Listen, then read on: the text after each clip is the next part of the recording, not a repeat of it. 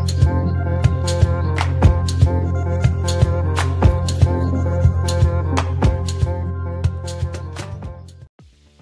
everyone, welcome back to Brace for Impact. We've got another episode of our Matchcast series today, how to bring down an Onager.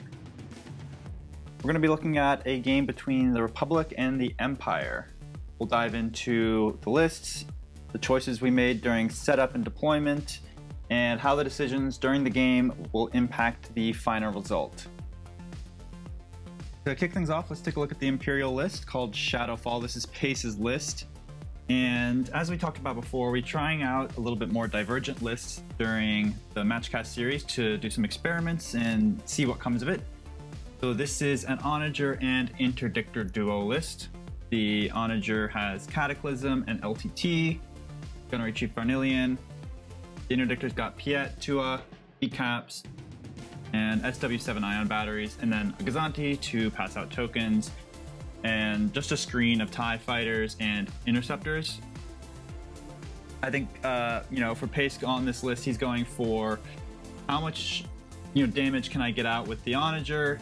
Can I mess things up with the Interdictor, keep my opponents off guard, and pick them apart? Really cool list from him.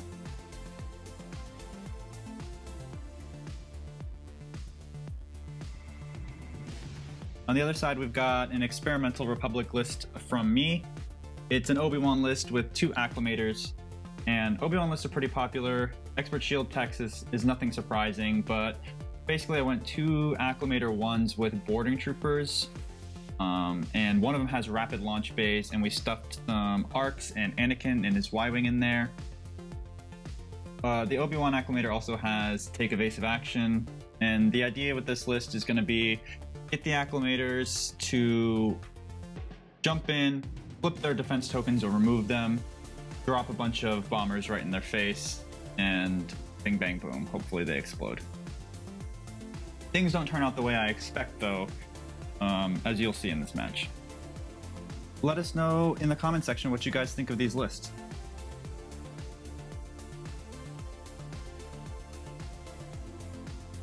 Pace elects to go first, so I hand over my objective cards. I put in Surprise Attack, Hyperspace Assault, and Infested Fields. Hyperspace Assault, I figured I could get an Acclimator to pop up behind someone and immediately start dropping squadrons and doing some shenanigans with black dice. Surprise Attack is just a really nice card for controlling the battlefield. And then Infested Fields is an interesting opportunity to maneuver obstacles and kind of mess with your opponent's plans. Pace ends up picking Infested Fields, which I was super happy about. It's just an objective that I don't get to play very often. Now he was thinking that because he has an Interdictor, he'll have a lot more control over how the obstacles are moving around on the battlefield, which I think was a good move from him. Obviously, Surprise Attack can be really devastating to your flagship. An Onager really doesn't want to be locked down like that. And nobody wants to deal with an Acclimator with Rapid Launch Bays coming up behind their Star Destroyer. So, nice move from him. And let's take a look a little bit closer at Infested Fields. Alright, so Infested Fields was picked by Pace for this match, and you placed all the obstacles except for the station, and then I, as the second player, will put 2 Exogorth obstacles on the board as well. And a shipper squadron can overlap the obstacles to gain 15 victory points. But the most interesting part is, one, that the Exogorths are shooting, and that I'm able to move the asteroids around on the board to, get in the way of ships, cause a bunch of ruckus. So that's kind of what I'm looking forward to in this match. Alright y'all, we're here in the setup phase, taking a look at obstacles. I'm trying to make sure as many of these obstacles as I can are centralized, kind of in a cluster in the middle of the map. I want to give myself as many options as possible during the battle for where I'm placing the Exogorths and which obstacles I can move to get in front of his ships, because his ships are big and kind of slow. Mine are too, but I get to move the obstacles, so I have that advantage. So this is where we end up with The obstacles, just kind of what I was looking for here, nice and clustered in the middle of the board, and Pace starts setting up his ships here.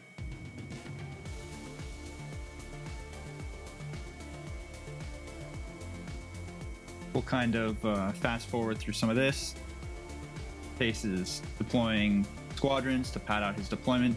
It's always something that I like to do to give myself an advantage, right? Delay my big ships for as long as possible so my opponent doesn't know where they're going to be dropped. So I start off with 2 consulars.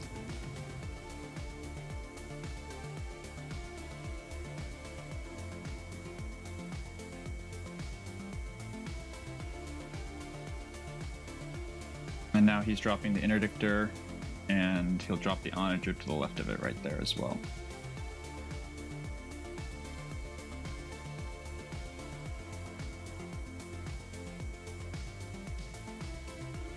And this is where our deployment kind of wraps up. And I have a lot of decisions to make here. Obviously, with a disposable capacitor interdictor and an Onager with Cataclysm, Pace's list has a massive range advantage on mine. Both my consular cruisers are blue and black dice. My acclimators only each have 3 reds on the front arc. So most of the damage that I want to do is going to be close range. By the time I get in there, you know, the thing I'm worried about is I'm not going to have much of a fleet left by the time I can start throwing black dice. So jousting my opponent really didn't seem to be a great option for me. I actually decide to do something that in the moment I felt was maybe a little bit crazy, but I'm actually gonna turn with my acclimators and just run away from his fleet. And the idea was to draw them across the rocks and use my Infested Fields advantage to continue to pummel his 2 big ships with crits and extra damage from the debris fields and the asteroid. Meanwhile, my 2 consulars are going to scoop around and try to hit the Onager from the side where it's pretty vulnerable and not very dangerous. Hopefully giving him the choice of, like, you know, do I deal with the 2 consulars that aren't worth very much, or do I go after the acclimators carrying squadrons, which is the bulk of the points on my fleet? Pace opens up with a really great move here. He's activating some squadrons and sending his interceptors forward to capture as many of those tokens as he can for the Infested Fields bonus objective points. Just moving the Gazanti nice and forward, and this is where I make the big turn and probably confuse Pace a little bit here.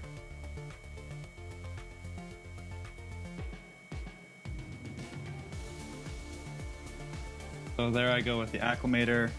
And Pace is going to respond here, moving his interdictor forward. He's still trying to delay the Onager activation to get as much information as possible. The thing about the Onager is it requires kind of a 1-turn setup for its extreme range attack. So he always likes to, you know, you kind of want to save it, right? And so here he kind of has to make his first choice. Is he attacking the Acclimator or the Consular at extreme range? He goes for the Consular here, and a single evade token is going to cancel both those dice, so kind of nothing out of the shot here. With an Onager, if they're just at red range on their extreme attack, you're pretty much safe from that if you're in a small base ship. The evade buff is really, really nice. As you can see, Pace dropped his targeting beacon right there, so I know he's fully committed to attacking the Acclimators, and I can swoop around here with my consular cruisers and get up nice and close.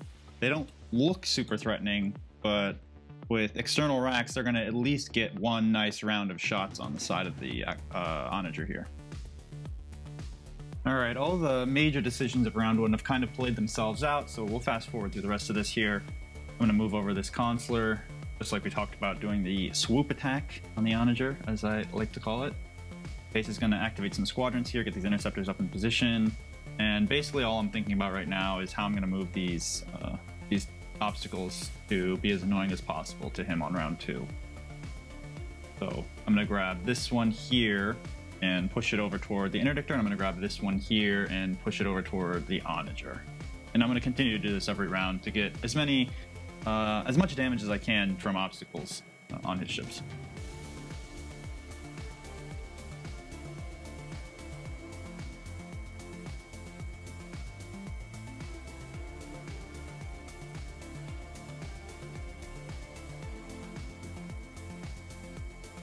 Case is still feeling pretty good about the game at this point because he finally gets to activate his Onager and deal a nice big attack at close, extreme range with his Cataclysm move onto my Acclimator, and you can see a bunch of dice getting rolled here and big damage. Unfortunately, no accuracies, so I was able to brace and redirect. And between brace, redirect with Obi-Wan and Expert Shield Text and Implacable nearby, Pace actually did no damage to his target, and I just took, I think, 4 damage on the Acclimator next to it, because Cataclysm adds an extra 2 damage to nearby ships. Nice try, but better luck next time. I wanted to pause the match here for a second and ask you guys, what do you think Pace should be doing here with this Onager? What would you do if you were in this situation? You just fired a shot at the Acclimator, it really did no damage. You're going to take a side shot on the Consular here, but then you've got to move it, right? Where do you go? Do you turn left here and try to take down these 2 Consular cruisers? Do you keep going across the asteroids to try to hunt down the Acclimators? And what do you do with this Interdictor cruiser in the back here? How does it support the team? Let us know in the comments what you think Pace should do to try to deal with this situation.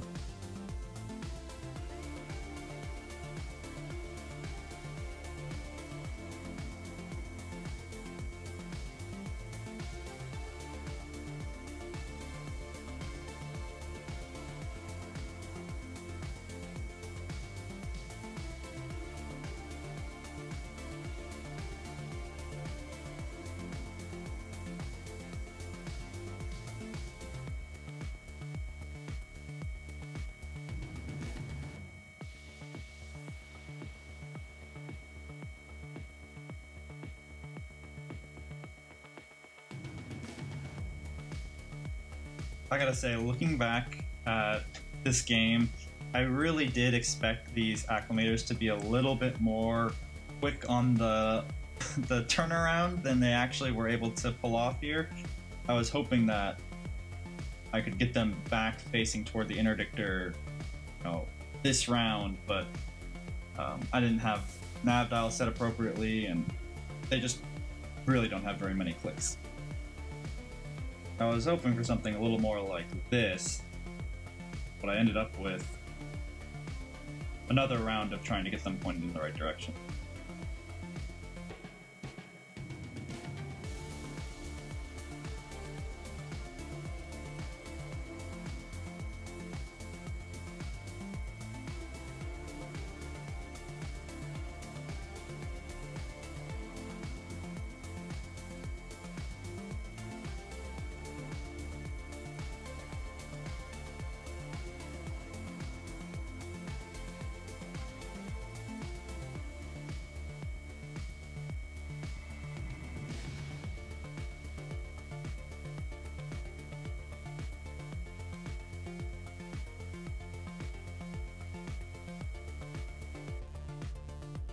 Here we've got a little moment where my Consular Cruiser decides to grow balls of steel and takes the asteroid face up just to set up a nice double arc on the Onager for next round.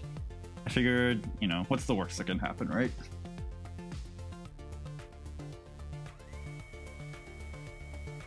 We're still kind of dancing with our fighters here in the middle, and I was actually really surprised how long Kit, Fisto, and a single Jedi Starfighter lasted against.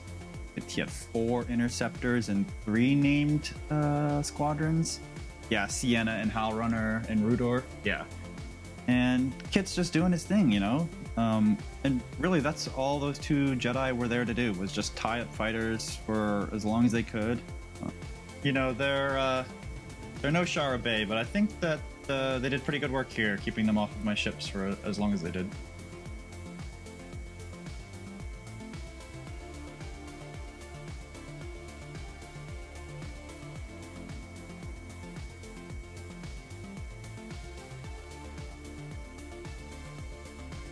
One of the things that I think I haven't talked about enough in this match is the really fantastic job that the Empire is doing here with this Gazanti cruiser.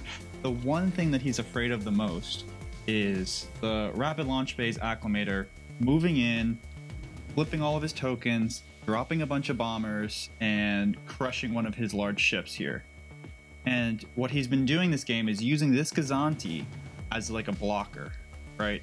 So if I want to get at the interdictor, I can't because the Gazanti's in the way. And you know, that's something that we've noticed round after round in this game, is my acclimators have really been unable to do anything because of the positioning of this Gazanti. Now, I could try to kill it, which I am, but it's not always so easy to kill those tiny ships without wasting my rapid launch base.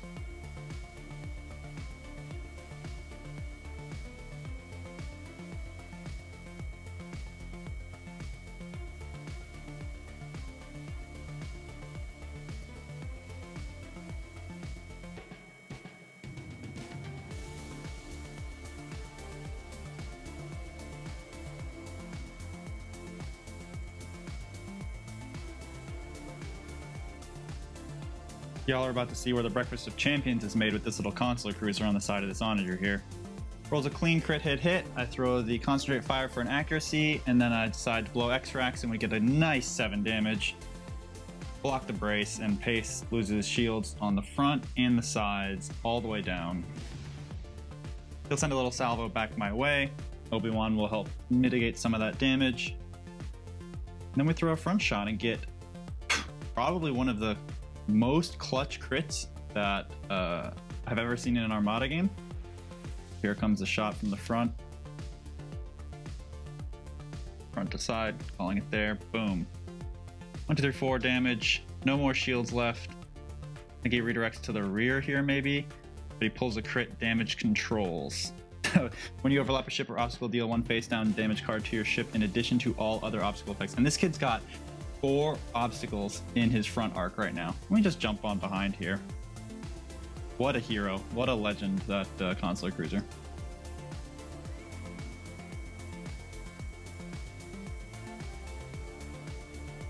Alright, so here Pace goes. He's kind of blocking with this Gazanti again, which is a really great move to do against rapid launch phase, as we talked about before. Even if my acclimators could be maneuverable enough to make that turn, you know, they've got to deal with this Gazanti in the way, and it makes rapid launch phase really kind of not fun to do. So I go with this other consular here, do a little damage, I take a salvo back, and then I ram his Onager, deal another damage. Now the Onager's gonna go and put that poor consular out of its misery. Even Obi-Wan cannot save him. Night, little man. But now the Onager has to move. Where does he go? Where does he go? And with damage control sitting there, you know, landing on obstacles is going to be not a fun time. Yep, so Pace continues to chase the acclimators here.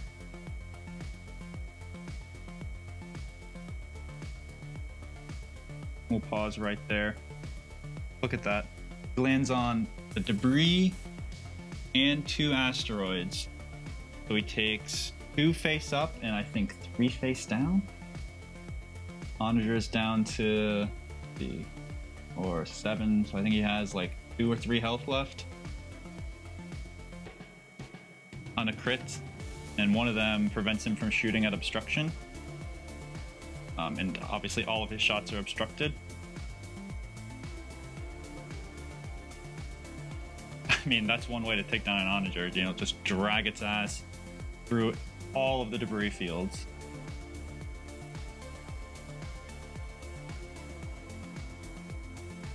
So that is an acclimator turning with take evasive action and nav. They are just, you know, not very maneuverable at all. I do that with double click on the second join on both of them, and you know, it's turn 4, I think. They still got, you know, they might be getting into range by turn 6. The damage is done here. The Onager's down. Another move and it's going to explode. So we call the game here as a Republic victory. GG's to all. Thanks for watching the match, guys. You know, let me know what you thought in the comments of the game. What did you think of our lists? What did you think of our strategy? And you know, how would you handle a match like this? Don't forget to leave us a like and subscribe for more Armada content. Thanks for watching.